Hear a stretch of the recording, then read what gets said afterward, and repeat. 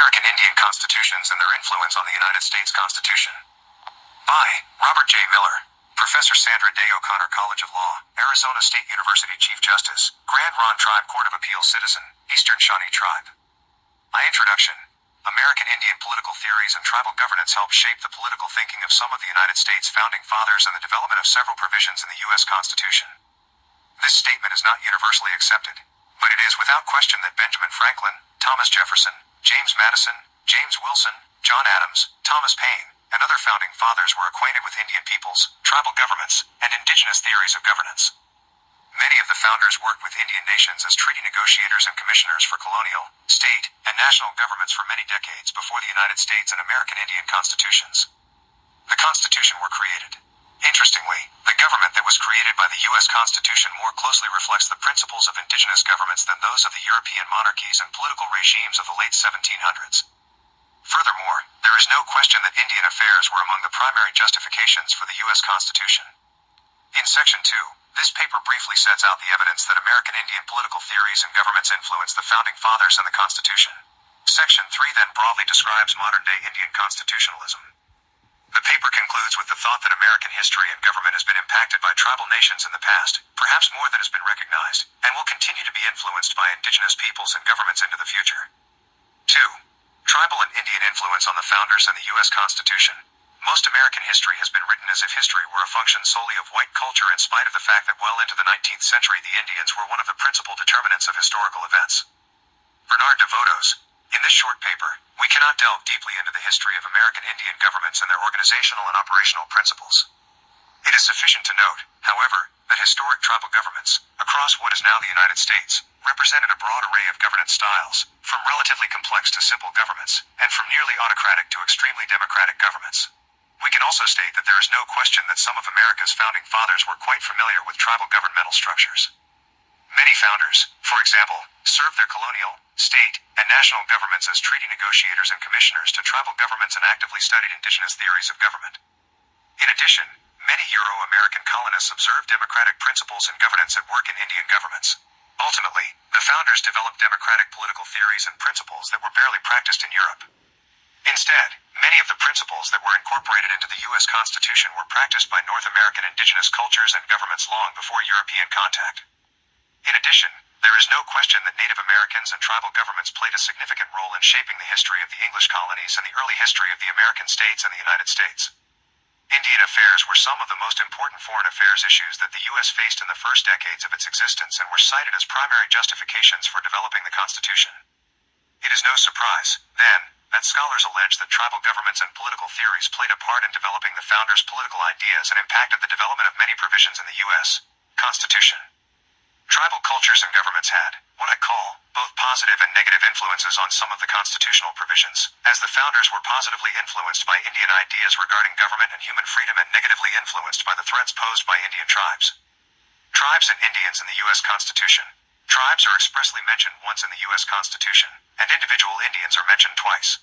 In Article I, in the Interstate, Indian, Commerce Clause, the founders decided that Congress would have the sole power to regulate commerce with foreign nations, and among the several states, and with the Indian tribes. This provision was expressly designed to correct one of the greatest weaknesses of the Articles of Confederation, that state governments were allowed to meddle in Indian affairs.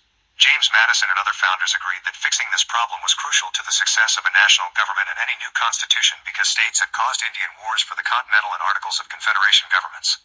Furthermore, federal/tribal treaties were included in the Treaty Clause of the Constitution and became the supreme law of the land to prevent states from interfering with federal/tribal treaties and entering state treaties with tribes.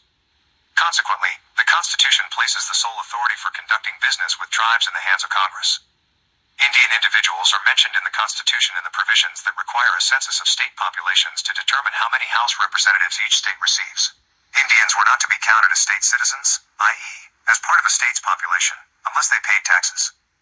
In 1868, when the freed slaves were granted full citizenship rights through the 14th Amendment, Indians were again expressly excluded from state populations unless they paid taxes.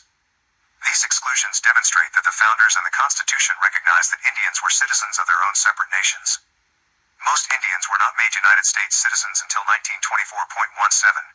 Positive Indian Eftects on the founders and the Constitution. It would be a very strange thing if 6 nations of ignorant savages should be capable of forming a scheme for such an union, and be able to execute it in in such a manner as that it has subsisted ages, and appears indissoluble, and yet a like union should be impracticable for 10 or a dozen English colonies, to whom it is more necessary, and must be more advantageous, and who cannot be supposed to want an equal understanding of their interests. Benjamin Franklin. This statement by Benjamin Franklin, perhaps properly considered the grandfather of the United States, is significant evidence that tribal governments had at least some effect on the ultimate creation of the United States. Franklin studied and had extensive contacts with the Iroquois Confederacy and other tribes in negotiating and printing Indian treaties, as well as in numerous other diplomatic encounters. Furthermore, Franklin and colonial representatives were expressly advised in 1744 by an Iroquois Confederacy leader, Connecticut, that the English colonies needed to form a union such as the Iroquois had created. At a 1744 Lancaster Treaty Council, Connecticut advised colonial representatives, stating, "We, the Six Nations, heartily recommend union and a good agreement between you. Our wise forefathers established union and amity between the 5 nations. This has made us formidable. This has given us great weight and authority with our neighboring nations. We are a powerful confederacy, and, by your observing the same methods our wise forefathers have taken, you will acquire fresh strength and power. Therefore, whatever befalls you, never fall out one with another." Franklin printed the speech in 1744, and Cadwallader Colden reprinted it in his 1747 book on the Iroquois. Governor George Thomas thanked Connecticut for the advice. Very significantly, 31 years later, on August 25, 1775, the Commissioners of Indian Affairs for the Continental Congress quoted Connecticut's 1744 speech back to Iroquois leaders at a diplomatic meeting. The commissioners stated, "Our forefathers said Connecticut's advice was good and his words had sunk deep into their hearts, and they would take their counsel and teach our children to follow it." Several of the commissioners who spoke these words, including Major General Philip Schuyler and Colonel Oliver Walcott, were founding fathers, as were 3 of the Continental Congress delegates, Thomas Lynch of South Carolina, and James Duane and Robert Livingston of New York, who also participated in these treaty sessions. Arguably, Franklin heeded Connecticut's advice because in 1754, he began promoting his Albany Plan, one of the first to advocate a union of the 13 colonies. Scholars agree that Franklin admired the Iroquois Confederation and plainly had it in mind in his earliest discussion of the need of union among the colonies. Professor Julian Boyd, editor of the Jefferson Papers and Franklin's Indian Treaties, stated that Franklin found his materials for the Albany Plan in the Great Confederacy of the Iroquois. Furthermore, several historians suggest that the Albany Plan was a forerunner of the U.S.Constitution, and Franklin was, of course, heavily involved in the efforts to create the United States. He helped Thomas Jefferson with the Declaration of Independence, was on the committee that drafted the Articles of Confederation, and was an important figure at the Constitutional Convention. Thus, the Indian influence on Franklin's political ideas and the Albany Plan carried over to the U.S. Constitution. In addition to Franklin, other founders were also acquainted with tribal governments and indigenous political theories after decades of interactions with tribes as colonial, state, and national treaty negotiators and commissioners. The long history of interactions and contacts between Indian tribes and the colonies and states affected and shaped both sides. For example, Thomas Jefferson studied tribal governments and Indian languages over many decades. He freely acknowledged his debt to Indian teachers. Jefferson also thought that Indian legal systems, which he incorrectly thought had no law, were preferable to too much law, as among civilized Europeans. He also concluded, France and England are a den of robbers and pirates. I would rather wish our country to be ignorant, honest and estimable as our neighboring savages are. In 1787, Jefferson wrote the following to John Rutledge, a member of the Convention Committee that compiled the first draft of the Constitution. Regarding the virtues of American Indian governments, the only condition on earth to be compared with ours is that of the Indians, where they still have less law than we. The Europeans are governments of kites over pigeons. Another influential founder, James Wilson of Pennsylvania, was an active member of the Continental Congress's Permanent Committee on Indian Affairs and an Indian commissioner and treaty negotiator who had numerous interactions with tribal peoples and the Iroquois Confederacy. At the Constitutional Convention on June 7, 1787, Wilson stated that the British government cannot be our model. Charles Pinckney, a South Carolina Convention delegate, agreed. He stated in 1788 that the delegates were skeptical of European governments, as from the European world no precedents are to be drawn for people who think they are capable of governing themselves.